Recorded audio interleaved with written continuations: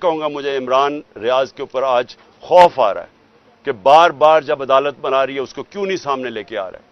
और ये सारे सहाफ़ियों को उठाना चाहिए कि इतना बड़ा जुल्म अगर हो रहा है किसी सहाफ़ी के ऊपर, चले वो कोई पॉलिटिकल वर्कर तो नहीं है, उसके अपने ख्यालात हैं, वो सबसे ज्यादा यूट्यूब में उसे देखा जाता था, तो अगर उससे हो रहा है तो आप सबको बोलना चाहिए इसके अगेंस्ट। लेकिन एक मिनट हट जाए, मैं जो कहना चाहता हूं ना आपको, देखें जितनी भी ये कोशिश कर लें, ये इस वक्त जो कर रहे हैं ना हमारे वर्कर्स के साथ, जो लोगों को जिस तरह, और मुझे सबसे ज्यादा तकलीफ ये है, एक तो मेरे वर्कर्स इस वक्त बेचारे जेलों में पड़े हैं और जो मुझे खबरें आ रही हैं ना, खाना दे रहे हैं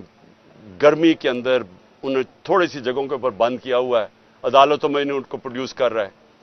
यानी मैंने कभी ऐसे पॉलिटिकल वर्कर्स के साथ इस तरह का बर्ताव नहीं देखा। और दूसरी चीज औरतों से, मैं फिर से रिपीट करता हूं, यानी औरतों से जो कर रहे हैं, अच्छा मैं बड़ा सोचा